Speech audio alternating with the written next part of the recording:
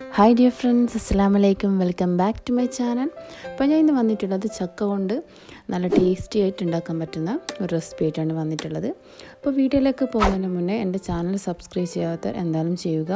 അതുപോലെ വീഡിയോ ഇഷ്ടപ്പെട്ടാൽ ഫ്രണ്ട്സിനൊക്കെ ഒന്ന് ഷെയർ ചെയ്ത് കൊടുക്കുക. അപ്പോൾ വീഡിയോയിലേക്ക് പോകാം. അപ്പോൾ ചക്കേൻ്റെ പുറത്തുള്ള തൊലിയൊക്കെ കളഞ്ഞതിന് ശേഷം ഇതുപോലെ എടുത്ത് മാറ്റി വെച്ചിട്ടുണ്ട്. അതിനുശേഷം അതിൻ്റെ കുരു എടുക്കാൻ പാടില്ല, കുരുയില്ലാണ്ടാണ് ചെയ്യുന്നത്. അപ്പോൾ രണ്ട് സൈഡിലും ഇതുപോലെ കട്ട് ചെയ്തതിന് ശേഷം ഇതുപോലെ ഒന്ന് കട്ട് ചെയ്തെടുക്കുമ്പോൾ അതിൻ്റെ കുരു പെട്ടെന്ന് തന്നെ ഇളകി വന്നോളും. അതിനുശേഷം ചെറിയ പീസായി എല്ലാ ചക്കേൻ്റെ പീസും ഇതുപോലെ കട്ട് ചെയ്തെടുക്കുക.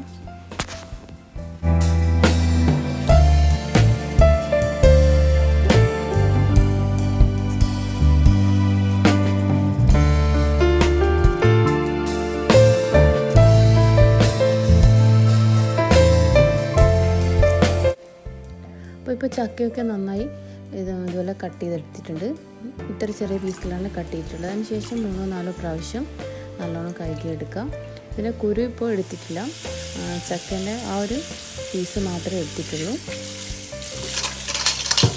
അതിനുശേഷം ഇതിലെ വെള്ളം നല്ലോണം വറ്റിച്ച് വരണം.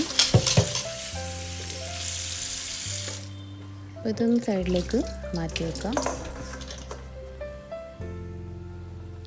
അതിനുശേഷം ഞാൻ ഇവിടെ 1/2 കിലോ ബീഫ് എടുത്തിട്ടുണ്ട്. അതിലേക്ക് ആവശ്യത്തിനുള്ള ഉപ്പ് ചേർത്ത് കൊടുക്കാം. അതുപോലെ കുറച്ച് എല്ലോട് കൂടിയിട്ടുള്ള ബീഫാണ് എടുത്തിട്ടുള്ളത്. അത് മാത്രമല്ല കുറച്ച് ബീഫിൻ്റെ നെയ്യ് കൂടെ വേണം, അതും കൂടെ എടുത്തിട്ടുണ്ട്. അപ്പോൾ നല്ല പീസൊന്നും എടുക്കേണ്ട ആവശ്യമില്ല. ഇപ്പോൾ എല്ല് വരുമ്പോഴാണ് ഇതിൽ ടേസ്റ്റ് നന്നായി ഇതിലേക്ക് ഇറങ്ങി വരുന്നതും.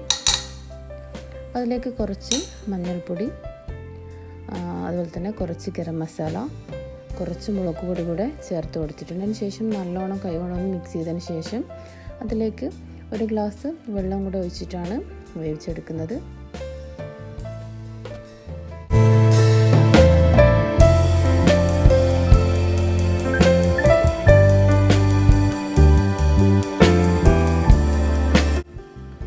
അപ്പോൾ ഇത് നല്ലോണം വേവിച്ചതിന് ശേഷം ഇപ്പോൾ ഇവിടെ 5-6 വിസിൽ വന്നിട്ടുണ്ട്. അപ്പോഴേക്കും ഒരുവിധം ബീഫ് വെന്ത് വന്നിട്ടുണ്ട്.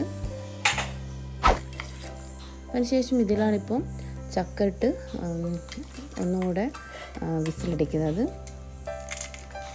ഇപ്പോൾ കുക്കറിലിട്ട് കഴിയുമ്പോൾ പെട്ടെന്ന് വെന്ത് കിട്ടുകയും ചെയ്യും. അതിലേക്ക് 2 ഗ്ലാസ് വെള്ളം ഒഴിച്ച് കൊടുത്തിട്ടുണ്ട്. ചെറിയ ഗ്ലാസ്സിൽ കുറച്ച് മഞ്ഞൾപ്പൊടി കൂടെ അതിൽ ചേർത്ത് കൊടുത്തിട്ടുണ്ട്. അതിനുശേഷം ഒരു 4 വിസിൽ വരുന്നവരെ ഒന്ന് വെയിറ്റ് ചെയ്യാം. അപ്പോഴേക്കും തേങ്ങയുടെ അരപ്പ് റെഡിയാക്കണം. ഞാൻ ഇവിടെ അരമുറി തേങ്ങ എടുത്തിട്ടുണ്ട്. അതിലേക്ക് 2 ചെറിയ സ്പൂണിൽ പെരുംജീരകം ചേർത്ത് കൊടുത്തിട്ടുണ്ട്.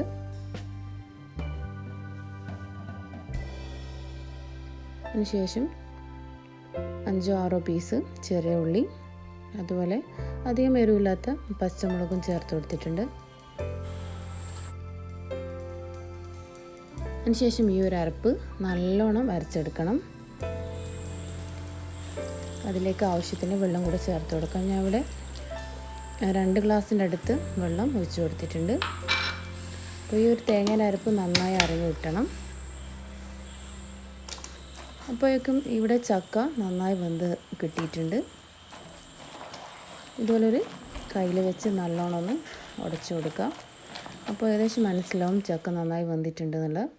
അതിനുശേഷം ഗ്യാസ് ഓഫ് ചെയ്തതിന് ശേഷം ഈ ഒരു ചക്ക ഇതുപോലെ നന്നായി ഒരു കയ്യിലോ അല്ലെങ്കിൽ വലിയൊരു സ്പൂണോ വെച്ച് നന്നായി ഉടച്ചെടുക്കുക.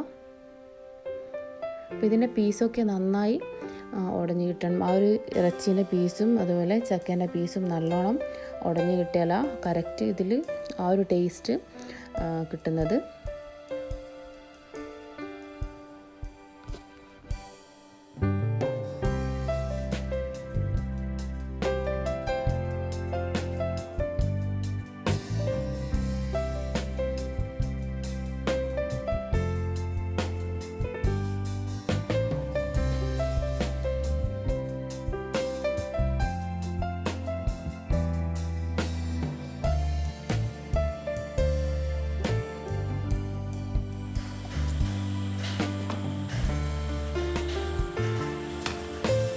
കുറച്ച് ഉടച്ചതിന് ശേഷം ആവശ്യത്തിന് വെള്ളമാണ് ചേർത്ത് ഒന്നും കൂടെ ഒന്ന് ഉടച്ചെടുക്കാം. അതിനുശേഷം തേങ്ങയുടെ അരപ്പും കൂടെ അതിലേക്ക് ചേർത്ത് കൊടുക്കാം. അപ്പോൾ ഇത് നല്ലോണം കട്ടിയായിട്ടുള്ള ഒരു ഇതാണെങ്കിൽ ബാറ്ററാണെങ്കിൽ കുറച്ചും കൂടെ വെള്ളം ഒഴിച്ച് ഒന്നുകൂടെ ഒന്ന് മിക്സ് ചെയ്യാം. അപ്പോൾ കപ്പപ്പുഴുക്കൊക്കെ ഉണ്ടാക്കുന്ന പോലെ തന്നെയാണ് ഈ ഒരു ചക്കപ്പുഴുക്കും ഉണ്ടാക്കുന്നത്. അതിനുശേഷം ലാസ്റ്റ് കുറച്ച് നെയ്യും ചേർത്തിട്ടുണ്ട്, പശു നെയ്യ്. അതിലേക്ക് ആവശ്യത്തിന് കറിവേപ്പില കൂടെ ചേർത്ത് കഴിഞ്ഞാൽ നല്ല ടേസ്റ്റി ആയിട്ടുള്ള ചക്കപ്പുഴുക്ക് ഇവിടെ റെഡി ആയിട്ടുണ്ട്. എല്ലാവരും ട്രൈ ചെയ്ത് നോക്കുക, നല്ല ടേസ്റ്റുള്ള ഒരു റെസിപ്പിയാണ്. അപ്പോൾ ഇൻഷാ അല്ലാഹ് നല്ലൊരു വീഡിയോ ആയിട്ട് കാണാം. Thanks for watching.